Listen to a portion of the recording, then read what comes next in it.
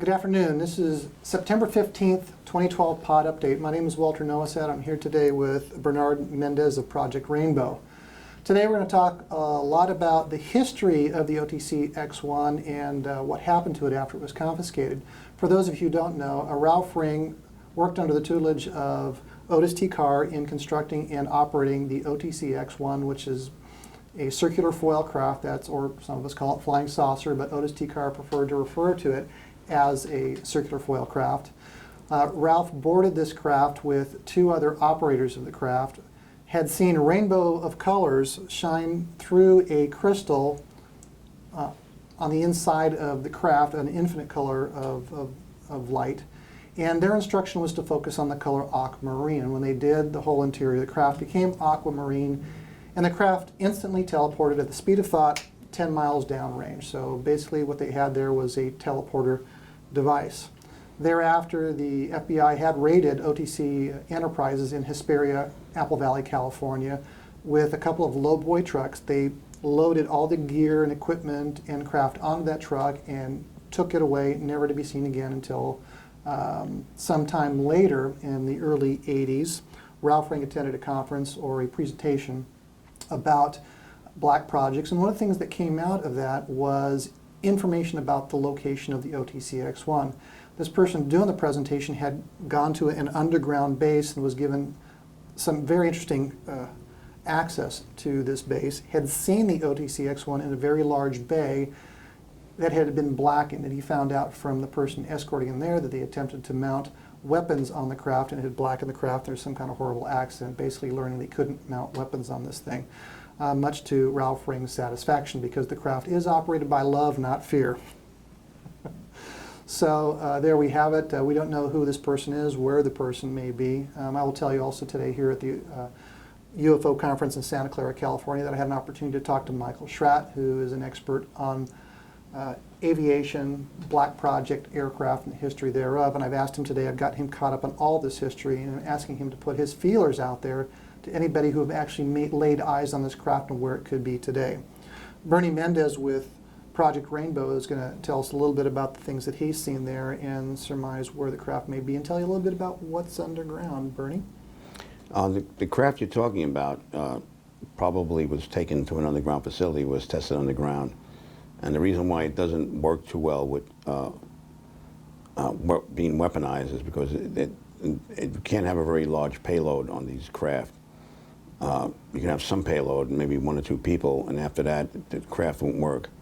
Apparently, this person combined some kind of jump room technology into a vertical stabilization craft somehow.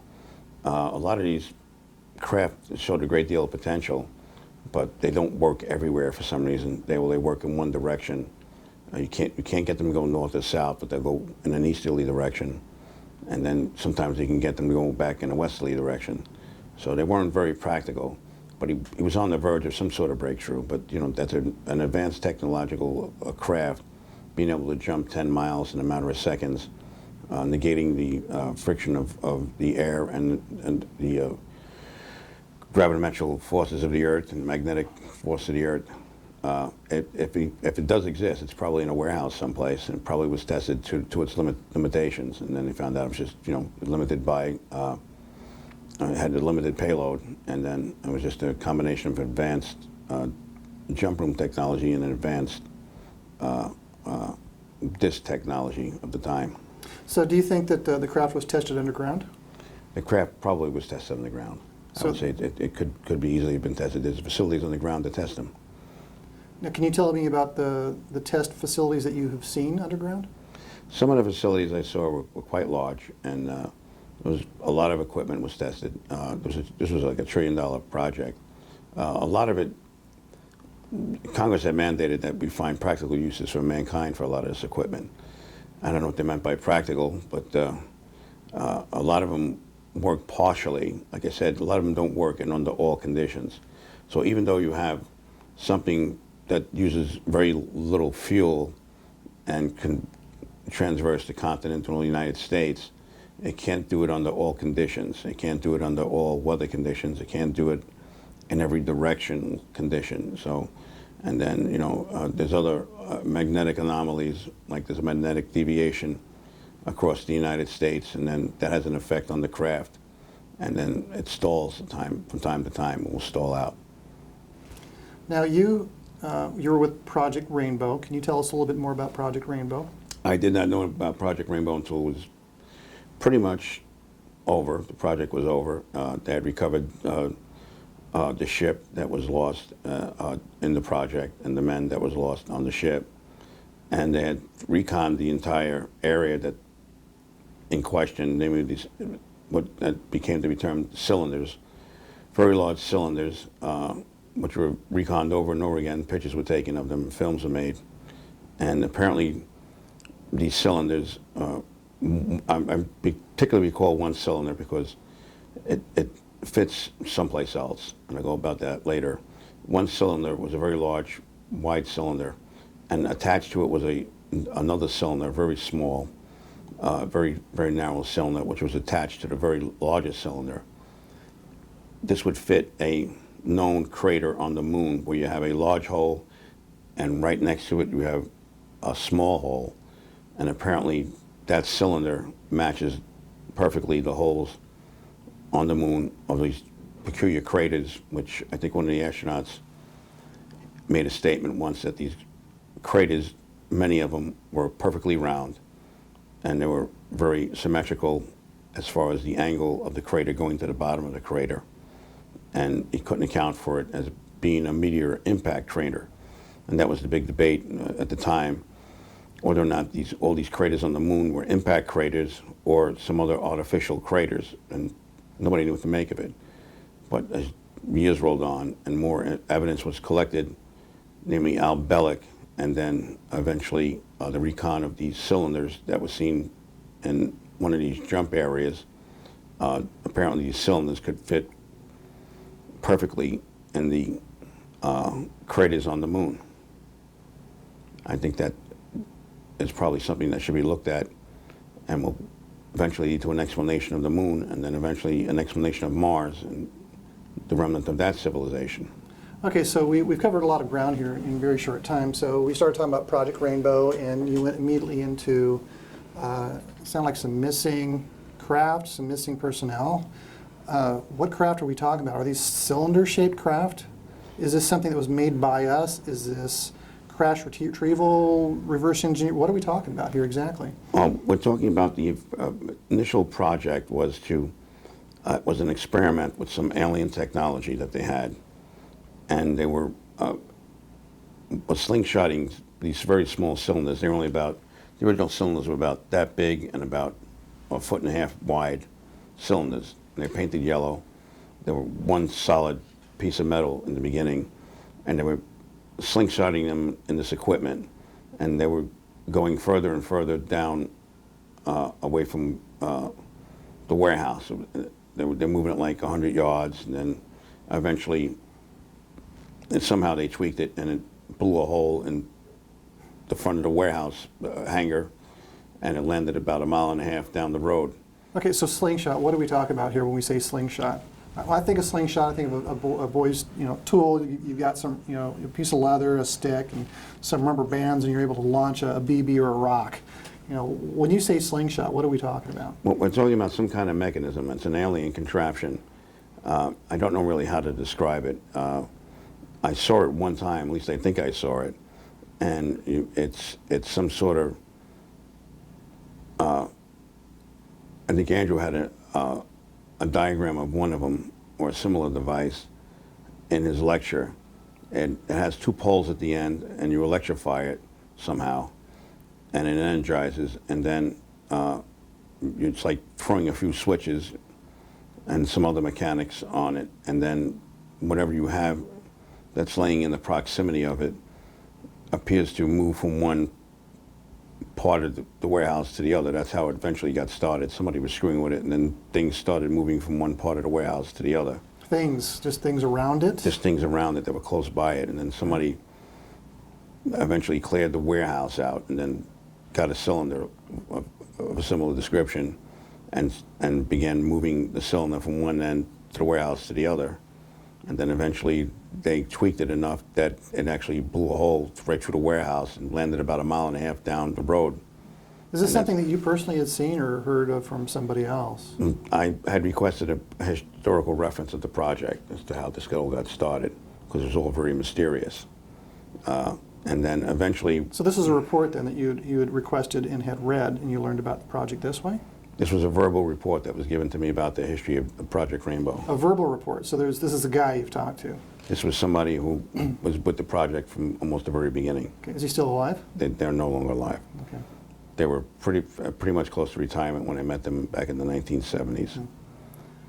So how does this tie into the underground test facility? Eventually, there were other objects that they had from crashed spaceships or other advanced technology, which we call now back engineering, which were brought to these facilities to be tested.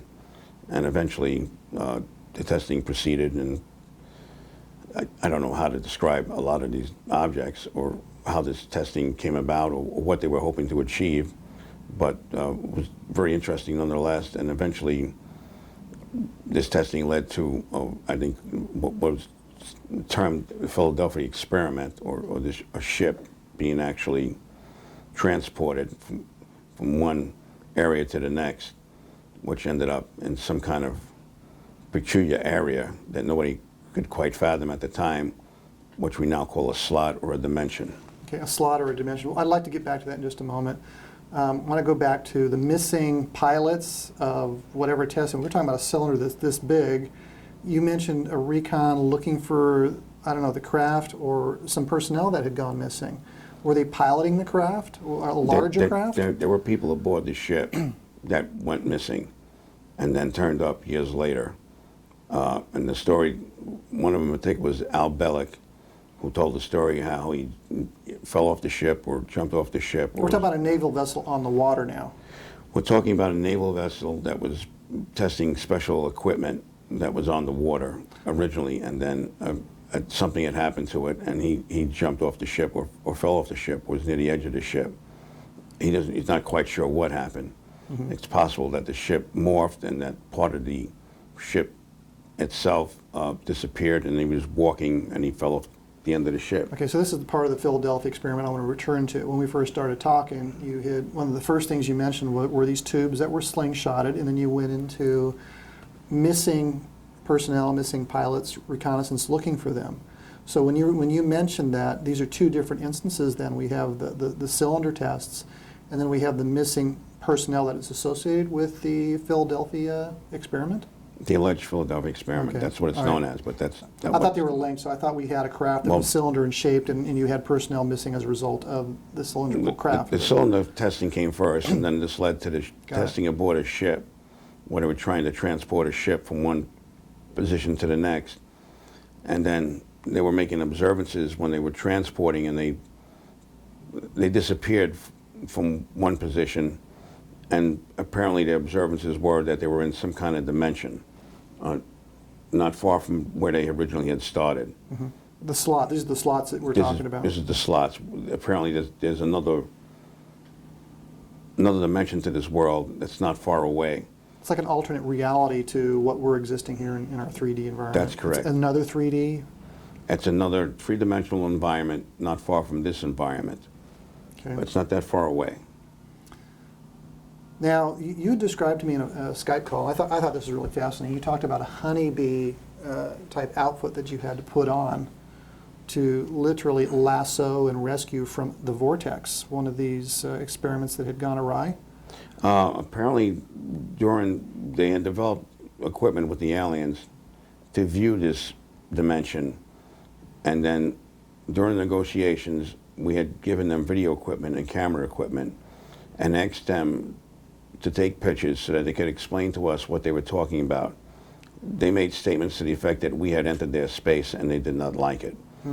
And at the time, the only thing we knew about is that the moonshots and plus the satellites we had sent out. But that's when I found out there was another experiment going on, this Project Rainbow, where we had sent out other devices and equipment, and then eventually men in ships or men in cylinders into this dimension, which now the space aliens were becoming concerned about. But I didn't know that at the time, but I asked them, I gave them video equipment and cameras to take pictures of all this and to bring it back to us so that we could find out what they were talking about. And eventually they did that. They did that right away. And we did then later determine that that these missing items were part of this project that were lost in this dimension or held up in stasis by the aliens somewhere in a dimension not that far away from us. Okay, which missing items are we talking about now? We're talking the ship itself, some personnel. The ship, the vessel. Some kind of specially outfitted naval vessel. Okay. And then Okay, good. the missing personnel, which showed up during the course of time. One was Al Bellic, and then these other cylinders that they retrieved, and then maybe a few other items which I don't recall. So this is the beginning of our conversation. We're talking about these cylinders that had gone missing. We asked the Grays to go in with cameras. They brought back the cameras, the footage, and these missing cylinders. I think they may have given us back one cylinder, crushed up, and I know we had pictures of the cylinders, and then eventually they had a picture of a ship, but it was on a very small scale. I'd say it'd be the size of about 12 or 16 inches, and if you look at the picture was 4x6 picture. So if you take the 4x6 picture and you look at, you'll see the ship. And I says, I passed this information along, and they said this was a naval vessel that was lost in training. That's all I knew at the time. But apparently this had something to do with this teleportation of a Navy ship. Okay, so so the Grays took. I assume they're the Grays. You said the aliens. Well, there were more than one type of alien there, so I wouldn't just say there were Grays. There were 3 different types of aliens. One long-necked Gray, we called him. He had a very long neck. And he was discussing all this, and that they found this very unacceptable, that we were incurring into their space, wherever that was. Mm-hmm. We didn't have a clue as to what they were talking about at the time. So the Philadelphia Project, there was a movie that was made about this story. Yes. This is what we're talking about, Al Bielek. I do recall during our conversations on Skype that you said that some of the things that Al Bielek had said, or what appeared in the movie, or both, I don't know which, I can't recall, there were some inconsistencies in reality, one of which was the name of the project, the Philadelphia Project. That's correct. What is the real name of the project? I believe the real name was Project Rainbow. Project Rainbow. But there were a lot of spin-offs to Project Rainbow. There was Pegasus, and there was a lot of other project names. I forget what they were. But there's a lot of different project names. But the whole idea was to get back this ship and to get back the men that were on the ship. Okay. And what was your role in helping get those men back? We talked about the honeybee. You want to describe that whole experience and what happened after? After I finished jumping at Shasta and the West Coast and the East Coast, the Navy gave me a call. Okay, we're talking about jump room now. We're talking about teleportation jumping. So there's a place in Shasta where there's a place that you could do some jumps. That's correct. Okay. There was a facility in Mount Shasta where you can do jumping, but that eventually was closed. Mm-hmm. And then the West Coast jump room was closed, and then the East Coast jump rooms were closed. I think they did all the reconnaissance of it that they could. Yeah, this is of Mars, jumping to Mars, or That's just correct. teleportation on the planet as well, or just to Mars? We don't know exactly where all the locations were.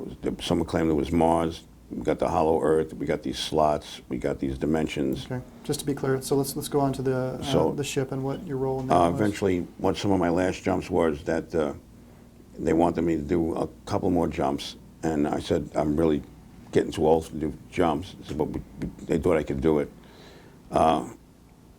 It was a long jump. There were 3 jumps actually, but one of them in particular that I remember these pre-jumps quite well. But one in particular was apparently I jumped aboard a ship, walked through I was on the side of the ship, right between the railing and the bulkhead. It's only about 2 or 3 feet. Walked into the room, made a left.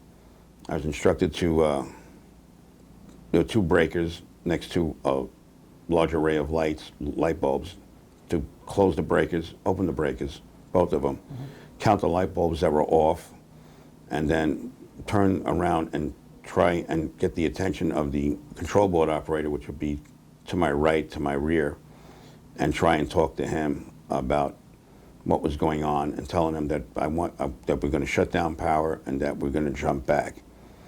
And then on my way out, I could see personnel at the back end of the boat that were moving around, yelling, moving back and forth. and then I jumped back. And when I came back, I was in bad shape. My skin was blackened. I had to go on kidney dialysis. I had to go on oxygen. It was an oxygen tent, and then I passed out. I woke up the next morning, probably about, I think the sun was rising, so whatever time the sun was rising, that time of the year. And I laid around most of the day, and until I finally recovered, and then they wanted me to jump back again.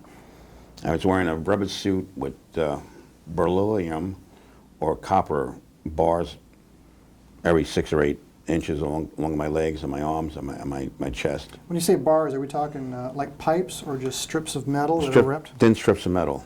That I was told, one guy told me it was beryllium, the other told me it was copper, but I don't know what it was. I didn't really pay attention much. Did you have something on your head to protect your head at all? Your gloves? I don't recall. They were thinking about wearing gloves, but they said not to because you couldn't feel anything. You needed to feel your. If you needed to feel your way around, you couldn't take off. You wouldn't have time to take off the gloves.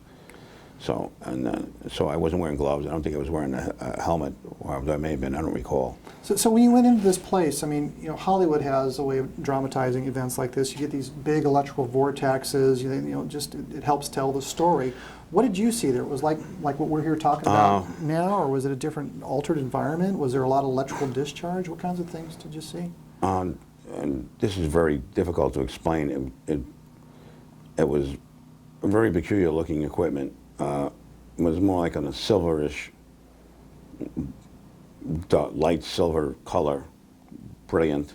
I've never seen anything like it before or since, and I checked looking around. Appeared to have a large microscope attached to it, and some sort of computer screen. And I was looking in the microscope. I could see it was very peculiar there too. It looked like a little porthole, and apparently that's where I was going to jump to. I could see the silhouette of a ship. It was a strange light blue colored ship. So where are we at this point now? Are we before the jump? Are we at before the jump? Are we in a jump room? I mean, how are we going to get into this? And I think I was at Camp Hero. I'm not sure. Okay. So the point that you're describing here, what you had seen, the silvery equipment that looked like some kind of a microscope. Is this before, during, or after the jump in? This is before the jump. Before the jump in. So we're at the point where you haven't gone in yet. And we were just discussing what was going to be done for the day, and then okay, got it. And then eventually, I felt I could do this, and then the people involved who knew me knew I could do this, and they said, "We think you could do this." And I said, "Okay, I'll do it." That's basically what the conversation entailed. Yeah, clearly, we've gone far astray of pod update and OTCX1. We're onto some pretty exciting stuff here, so we're gonna keep going. So they've determined that, and you've determined that you can go ahead and go in. So you're looking through this thing that looks like a microscope, and you're seeing something small. What are you looking at? Is it a picture? It looked like a silhouette of a ship. Did it look like it was far away, or? It looked like it was very far away. It looked about this big, and the background was, I'd say, blackened, and then you could see the silhouette protruding out of the background. It looked like a cartoon, like one of those cartoons where you have cutouts, and then you put one cutout in front of the background and move the cutout along the background. That's a great description. So we're looking at, so it's in black space. It just looks like a cutout ship that's in there, looks about that big. I'm going to go in there. Wow, really? You know. And that's what it looked like, and that's what they told me the jump was going to be. So he said, "I'm going to put you aboard the deck," and then they instructed me what to do once I get aboard the deck. Okay, now the jump room in El Segundo is an elevator. That's correct. So how about this one here? They got to put you in this funky honeybee suit. I had to go to another building, and then I got suited up, and then I really didn't look around. I think I had a bag over my head for part of the time, so I couldn't see where I was going. There's a common theme here with bags over your head. Everywhere you go, they're putting a bag over your head. Well, I kind of enjoyed it because it really got mysterious, and it really was very exciting. Okay, how old were you at that time? Let's see, I was just out of the military. That would be, I was probably about 28. Okay. 32 years, somewhere around there, 28 and 32. Okay, so which base are we on here? So you're in one building looking through a microscope. They got to take you somewhere else. They got to put a bag over your head. I didn't want me to see, and I insisted I didn't want to know where I was going. You didn't want to know. Put a bag over my head, please. Put a bag over my head. Well, I usually do that. I usually do that because then no matter what, I wouldn't know where I was or who I was with. But the people there knew me because I recognized their voices. Okay. So they knew where I was. All right. So where were you? I was probably at Camp Hero. Okay, where's Camp Hero? And I know where this is. Some of you are going to recognize the name. Well, I remember it because I remember the area, looking at the buildings when I was walking around. The buildings from the videos of what I saw on TV at Camp Hero looked very familiar. And I had gone there before. It's Montauk Air Force Base. It's Montauk, okay. So. I actually looked up Camp Hero. I never could find anything about it when I was working for the government. Mm-hmm. They had a reference guide to all the bases worldwide. And I looked up Camp Hero and it wasn't there. So I just thought maybe somebody's making up some kind of peculiar name for a peculiar area that they don't want to talk about. So I didn't really I never really thought much about it. But Camp Hero was a camp at one time, probably about 100 years ago. So was the microscope location in this other place to put the bag over here to take you to? Was it also in Montauk or Camp Hero? Yeah, it was in the same place, but it was in another building. And then I had to walk over to the building, get changed, get into the jumpsuit, which took 2 or 3 people to get me. It was a very tight rubber suit, and then they had to put the clamps on the suit. Are these the metal bands that we're talking about? That were on, they put on the suits. Make sure you don't use the metal bands; they're very expensive. Somebody said they were beryllium, or they were copper. I didn't really notice. They looked more like beryllium than they did copper. I know what beryllium looks like. And then it took about at least 40 minutes to get the suit on, to get comfortable in it. And then I changed a couple of parts of the suit a couple of times. They were too tight or too loose. They wanted to fit just right. How long did it take to get into the suit? You're looking at least 40 minutes, an hour, yeah. hour, 50 minutes. I really wasn't paying much attention to the time.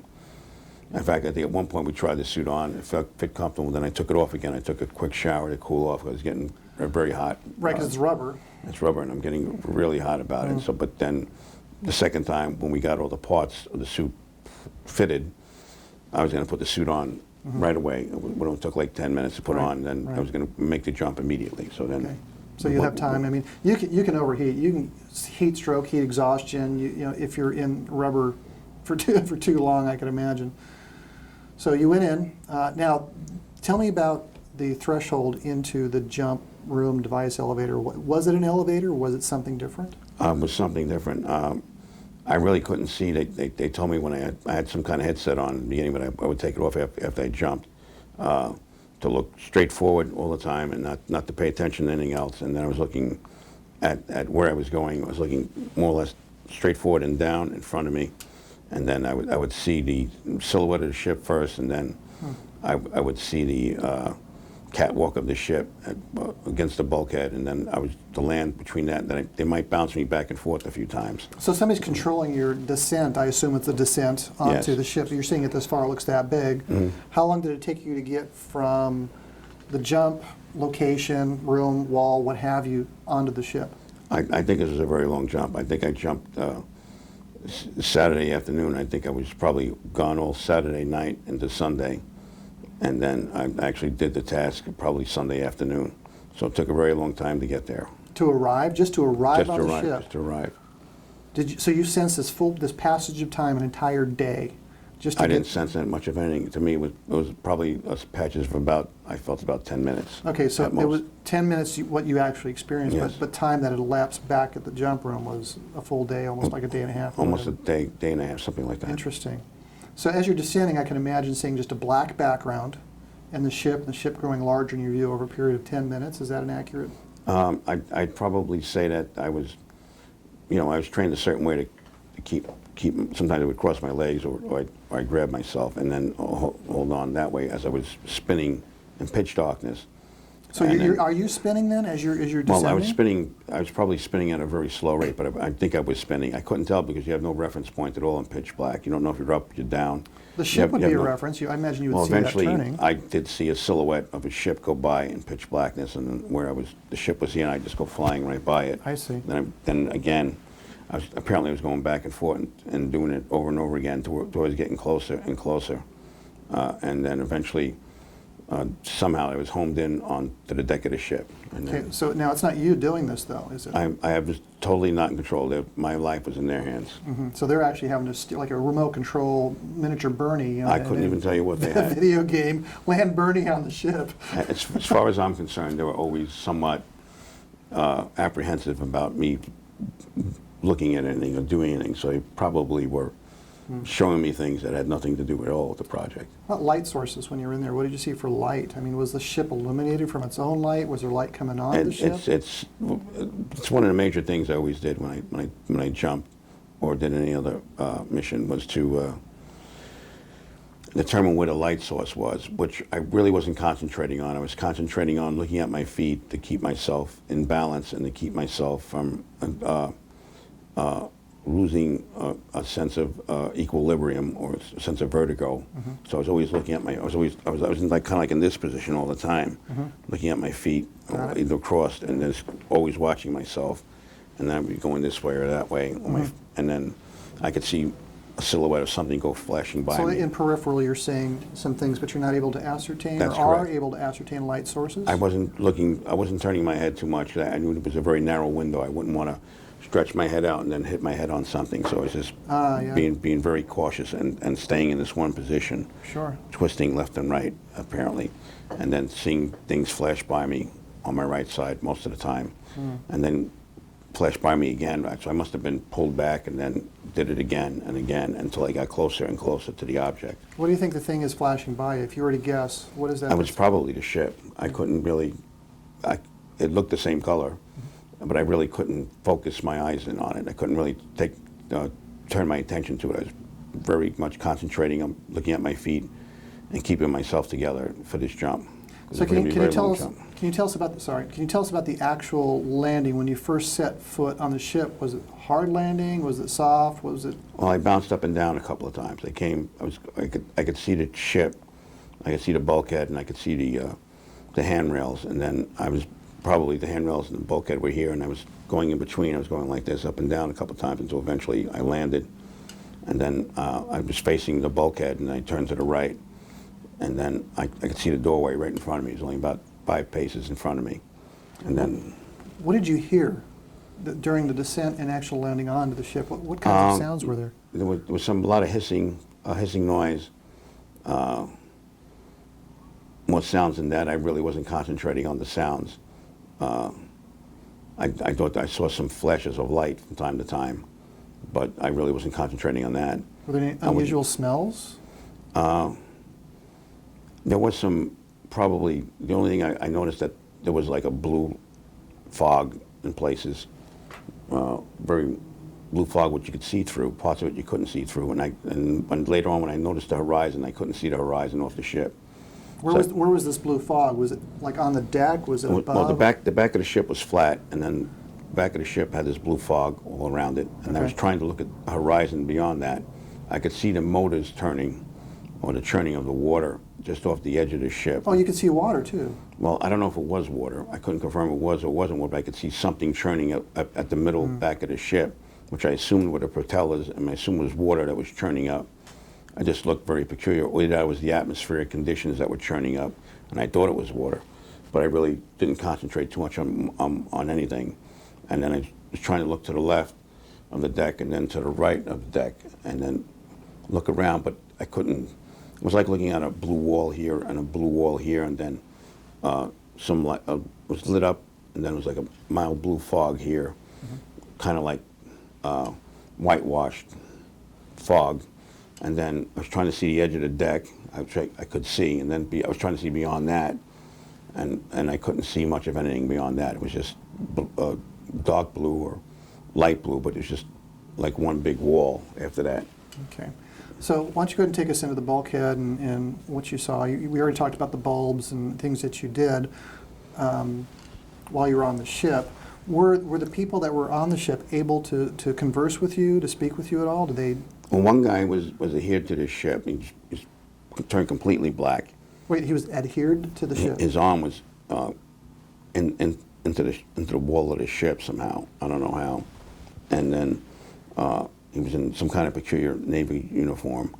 And then the people in the back of the deck were running around or moving around back and forth, stepping 3 paces forward, then stepping 3 paces backwards and talking, but I don't know what they were saying, but they seemed to be repeating themselves over and over again, stepping forward, saying something, then stepping backwards, and stepping forward, saying the same thing, then stepping backwards. One guy in particular I noticed was doing this over and over again, I couldn't really tell what the others were saying, but they were saying something. They were moving very little. Sounds like a time loop, like it's kind of looping back and forth.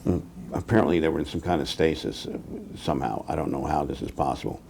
There was no other way to get aboard the other decks, because apparently, what I was told later, that the other crew was sealed from the inside, so I couldn't possibly get through to any of them unless they knew I was outside and let me inside, which wasn't going to happen. But that the control board operator on the inside would eventually tell them that there was someone here and that they were powering down and they were going to jump back. So that the control board operator is on the ship, or When I one is walked in- controlling your descent? There was another control board operator on the ship.